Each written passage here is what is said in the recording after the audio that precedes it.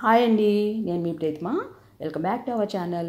నేను ఈరోజు healthy baby food related video అయితే మీకోసం చేయబోతున్నాను.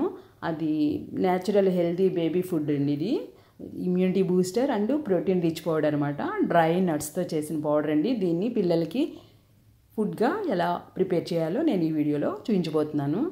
ఫస్ట్ స్టవ్ ఆన్ చేసుకుని ఒక గిన్నెతో వాటర్ తీసుకుని దాంట్లో 150 గ్రామ్స్ ఆల్మండ్స్ వేసి ఈ పై పొట్టు రావటం కోసం చేసే ప్రాసెస్ అండి ఇది. ఇవి పొట్టు ఊడిపోయేటట్టు ఒక బాయిల్ రానిచ్చుకోవాలండి. పొంగు రానిస్తే సరిపోతుంది. ఇప్పుడు ఫ్లేమ్ ఆఫ్ చేసేసి పక్కన పెట్టుకుని వేరే బ్యాండి తీసుకుని దానిలో 100 గ్రామ్స్ క్యాష్యూ నట్స్ వేసానండి. జీడిపప్పు. ఇవి డ్రై రోస్ట్ అక్కర్లేదండి.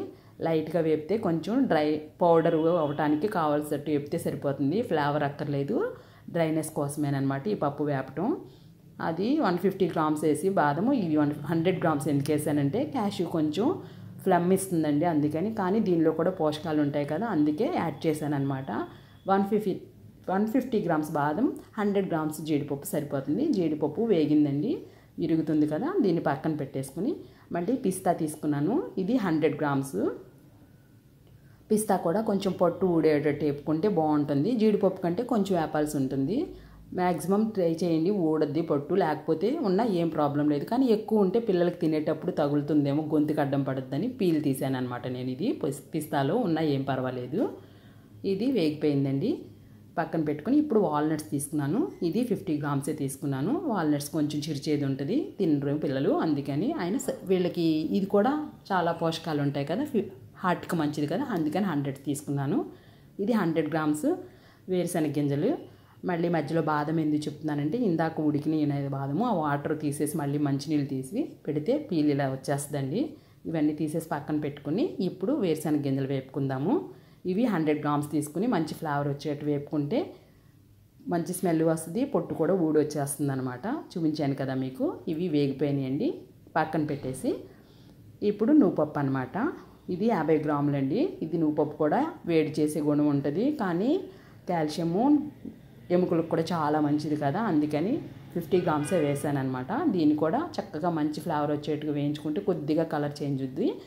అవి కూడా పక్కన పెట్టేసుకుంటే ఇప్పుడు బాదం పప్పులు, వీటిని కొంచెం తడిచేసాము కాబట్టి అది చక్కగా మొత్తం తడంతా పోయేటట్టుగా తుడిచేసుకుని ఇది లో ఫ్లేమ్లో వేపుకోవాలండి. ఇవన్నీ కూడా లో ఫ్లేమ్లోనే వేపుకుంటే మాడకుండా ఉంటే టేస్ట్ చేంజ్ రాకుండా ఉంటుంది, పిల్లలు ఇష్టంగా తింటారు. ఈ బాదం పప్పులు ఒకటే కొంచెం ఎక్కువసేపు వేగుతాయి. ఆ తడంతా పోయేటట్టుగా వేపుకుంటే కొద్దిగా లెమన్ ఎల్లో షేడ్ వస్తుందండి, తెలిసిపోద్ది మీకు బాదం వేగినట్టు.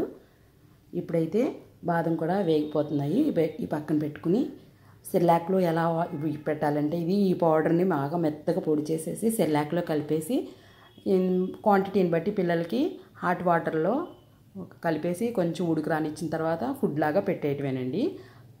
ఇప్పుడు బాదం పప్పులు కూడా వేగిపోయినాయి, పక్కన పెట్టేసుకుని ఇవన్నీ పొట్టు వచ్చినాయి అన్నీ తీసేసి ఒక ప్లేట్లో రెడీ చేసుకుని క్లిప్ అండి ఇది. ఫస్ట్ అయితే నువ్వుపప్పు చిన్నగా ఉంటుంది కాబట్టి నువ్వుపప్పుని మిక్స్ చేసేసుకోవాలి. ఫస్ట్ మిగతా అన్నీ కలిపేసి వేసుకోవచ్చు. ఫస్ట్ నువ్వుపప్పును అయితే వేసుకున్నానండి నేను.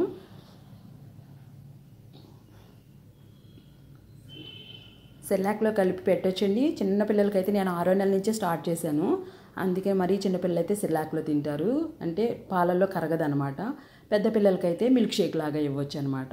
క్వాంటిటీ అనేది ఎవరికి ఎంత ఇవ్వాలో మీ ఇష్టం. నేను మాత్రం మా బాబు వాళ్ళకి 6 మంత్స్ నుంచి పెట్టేశాను సెర్లాక్. వాళ్ళకి 2 స్పూన్స్ పెట్టేదాన్ని. ఏజ్ పెరిగే కొలది స్పూన్ పెంచుకున్నాను, కానీ 4 ఇయర్స్ వరకు అయితే 3 స్పూన్స్ అయితే సరిపోతుందండి.